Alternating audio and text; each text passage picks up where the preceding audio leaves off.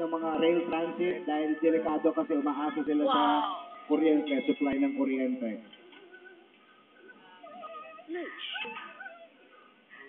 Okay, this is now the area of Pasay City.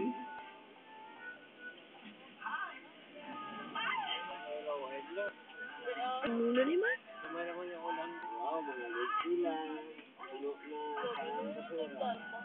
Ala, pati drugstore. Oh, meron pang bibiyahing MRT. Standby sila. Okay, this is the MRT on your left side.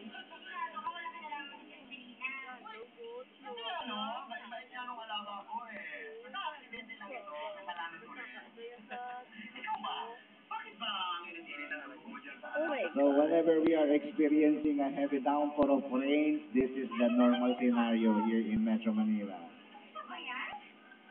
Okay, operating pa rin. Good.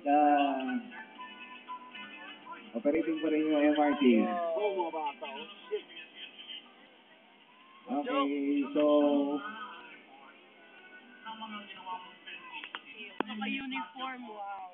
Ikaw ang tinuro ng mga kaklase mo na bumato nito. Express ko. I got this back. And I'm gonna make it better. But you may feel like they hit the window and get sabi na ito. Okay. PP pa ba? Oh, going to airport. Come on, Sir, I think kailangan natin i-answer ng guidance at saka ng mga advice. Come on. Hindi lang advice and guidance. Ang kailangan Sa kamera ako. Okay, kapag ganyan ang sitwasyon, nagkakaroon ng instant income yung mga tao dahil yung mga na-stock na mga kotse, tinutulak nila for a fee.